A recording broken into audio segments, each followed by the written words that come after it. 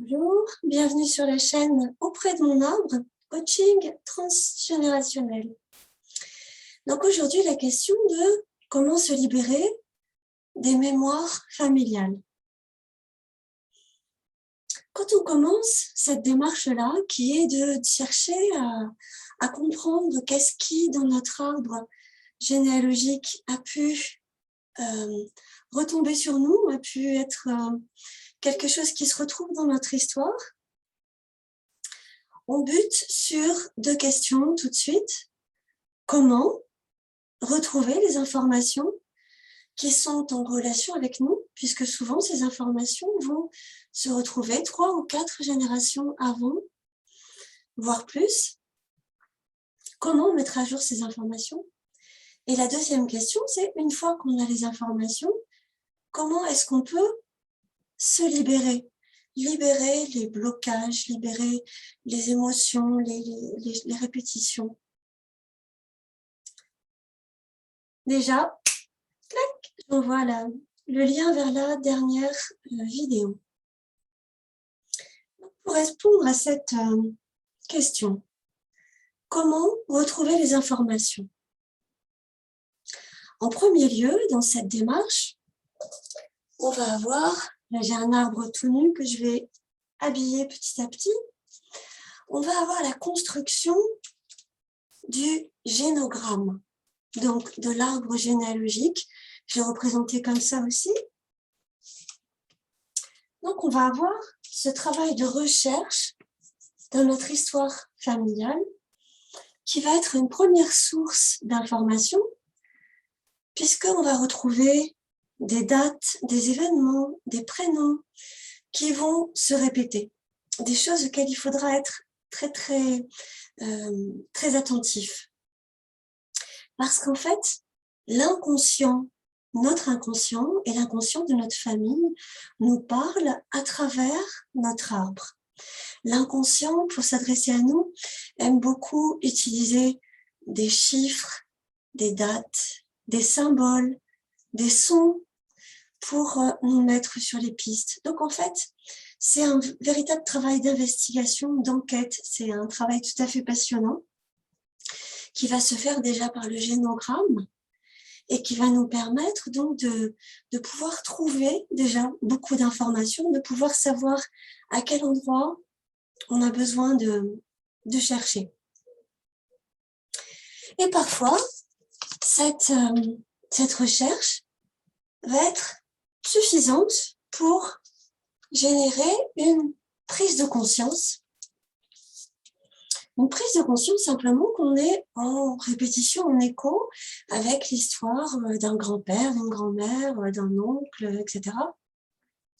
Et cette prise de conscience, parfois, va être suffisante pour que la libération se fasse et qu'on puisse être soi-même en toute liberté.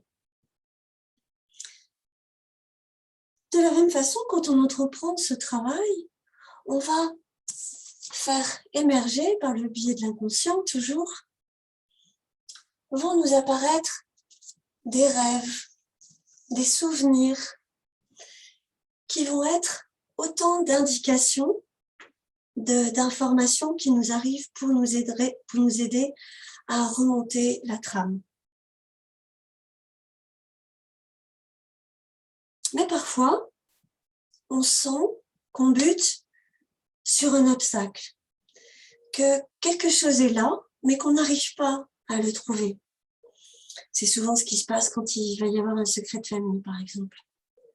Donc dans ces cas-là, on pourrait tout à fait imaginer d'avoir recours à l'hypnose. L'approche de l'hypnose va donc permettre de communiquer avec l'inconscient familial, qui va pouvoir nous communiquer les informations dont nous avons besoin pour comprendre à quelle histoire nous sommes reliés. D'ailleurs, très souvent, les psychogénéalogistes sont également hypnothérapeutes de façon à proposer les deux approches en même temps.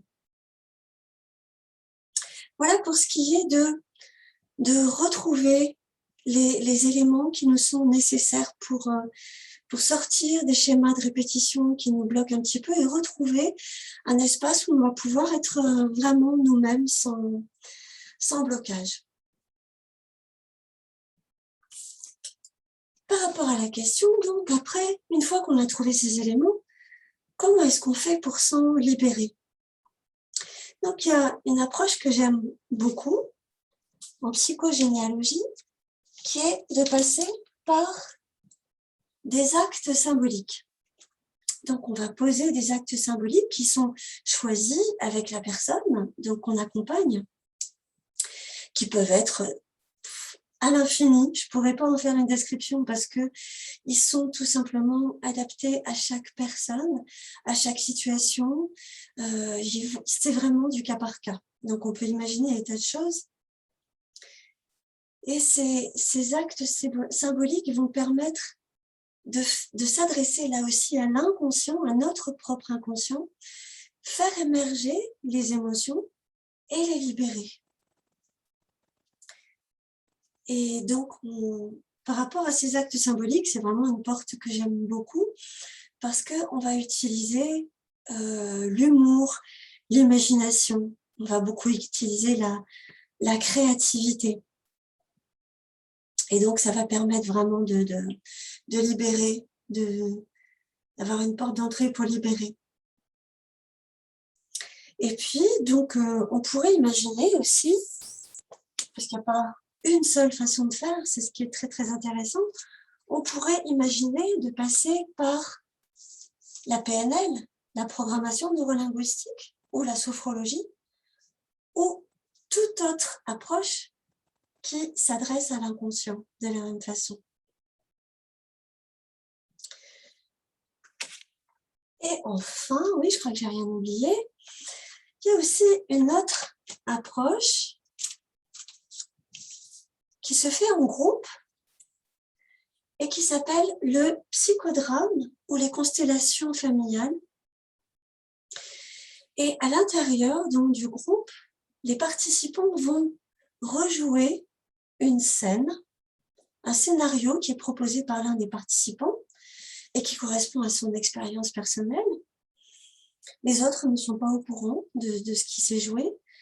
Ils vont simplement écouter leurs émotions, leurs intuitions, leurs élans, leurs sensations, leurs émotions. Et donc, grâce aux participants, on va pouvoir rejouer des scènes dans lesquelles il y a eu un blocage. Et là aussi, envoyer un message à l'inconscient. Cette approche est vraiment tout à fait libératrice et elle permet même parfois de mettre à jour un secret. Donc, un ensemble d'approches, et je les ai certainement pas toutes listées, on pourrait imaginer d'autres approches selon chacun, les convictions dont on est porteur.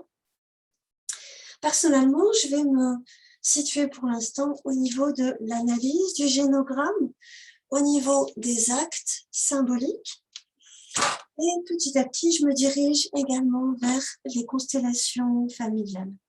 Voilà ce qui me parle, ce qui fait sens pour moi pour l'instant.